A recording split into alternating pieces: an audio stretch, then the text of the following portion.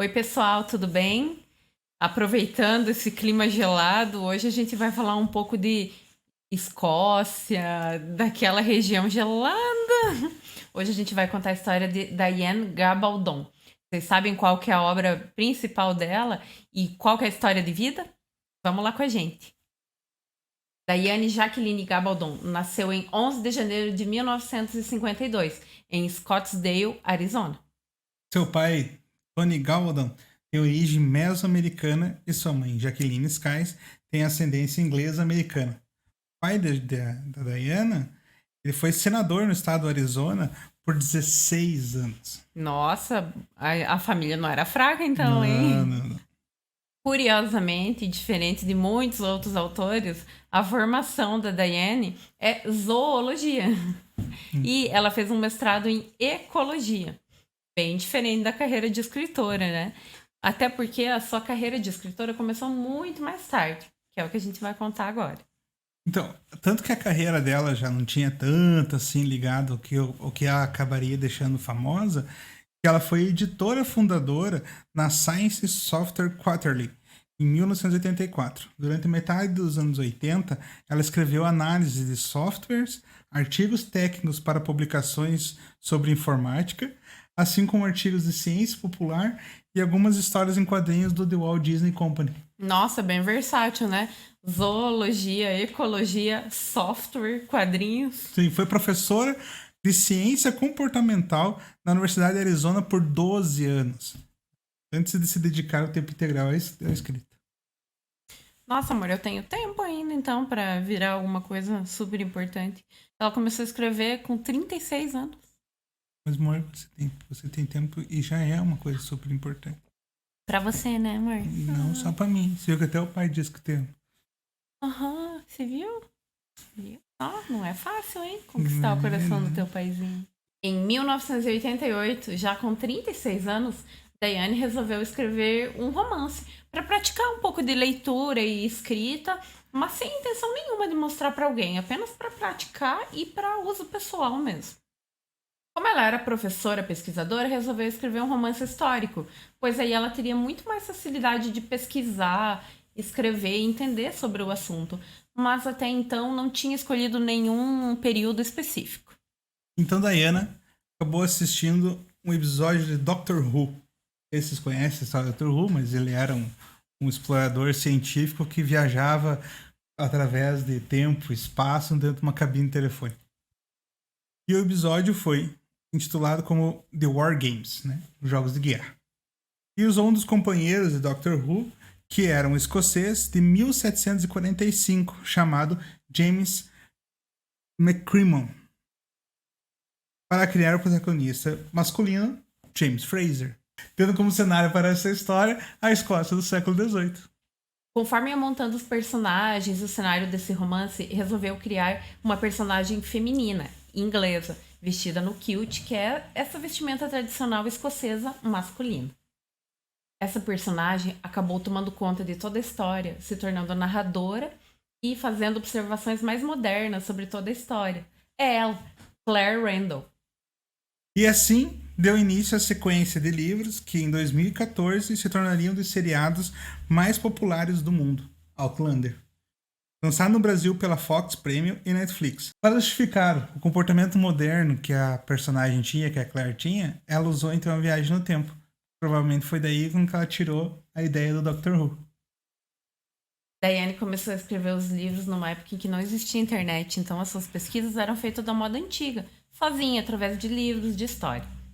Mais tarde ela postou um trecho do romance no CompuServe Literary Forum, onde o autor John A. Smith a apresentou ao agente literário Perry Knowlton.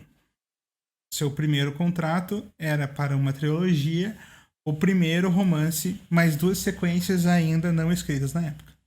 Uma coisa que me chamou muito a atenção é que quando conheci a história de Outlander, através do seriado, por intermédio da Dani, minha irmã e roteirista desse canal, é que eu imaginava que a escritora seria escocesa ou até inglesa, mas daquela região. Sempre imaginei isso pela riqueza de detalhes, elementos históricos inseridos, coisas muito específicas daquela região. E aí, quando a gente foi conhecendo a história da Diana, a gente viu que ela nasceu nos Estados Unidos. E foi fruto de pura pesquisa mesmo. Não, e muito bem feita a pesquisa, né? Porque tem momentos que a gente até se pergunta se algumas coisas do que ela cita e como ela cita na história, se realmente aconteceram ou não, né? A gente vai ver lá para ver o que é realidade e o que é ficção nos romances dela. E os romances dela são best-sellers. Eles são muito imersivos. Foram seus editores que escolheram o título do primeiro livro, A Viajante no Tempo. Assim que finalizou seu segundo romance, largou a profissão de professora para se dedicar inteiramente à escrita. Que glória, né? E A Viajante no Tempo ganhou o Romance Writers of America Rita Awards, por ser considerado o melhor romance do ano de 1991. Um Sopro de Neve Cinza estreou o primeiro lugar do New York Times na lista de best-sellers hardcover fiction. Seus livros estão em 24 países, traduzidos em 19 línguas. A série Outlander é composta por 8 romances já publicados e um ainda sem data para o lançamento. O 8º e último livro lançado, Writings in My Own Heart's Blood, foi lançado em junho de 2014. Gabaldon também publicou The Exile, um Outlander graphic novel, em 2010, sem tradução em português. Aliás, publicou vários títulos que não foram traduzidos para o português, mas sem dúvida alguma, a série de livros Outlander foram os mais famosos de sua carreira. Atualmente, Diane vive com seu marido, Doug Watkins, em Scottsdale, Arizona.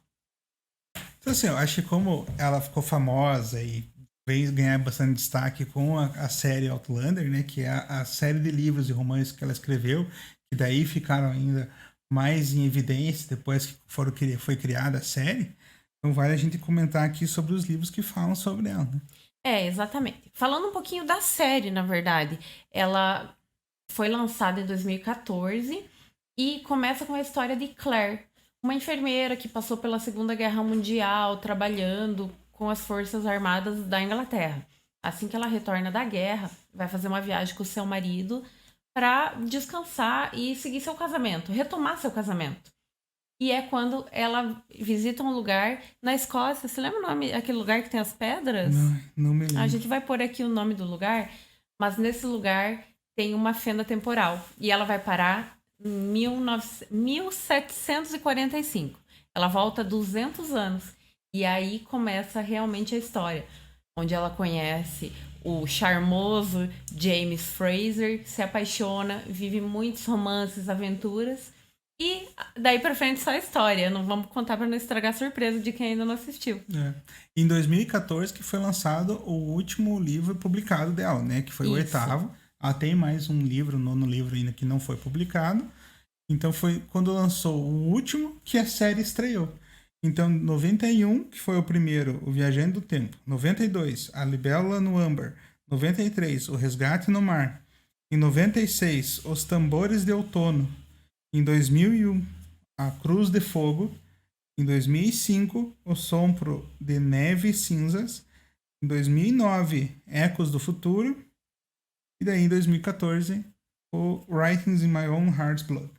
Que ainda não foi traduzido para o Brasil. E ainda tem, né, o que ainda não foi lançado, né, não tem data definida para o lançamento, que é o Go Tell the Bees That I'm Gone. Também sem tradução para o Brasil ainda, né? Gostou desse vídeo? Então dá uma olhada nos outros vídeos do nosso canal. Se você gostou, já deixa o seu like, aperta no sininho que logo logo vem mais vídeos. A nossa ideia é ir postando 2 a 3 vídeos por semana, sempre de um autor diferente. E se inscreve no canal. Isso aí, clique no sininho para acompanhar os lançamentos. Até a próxima!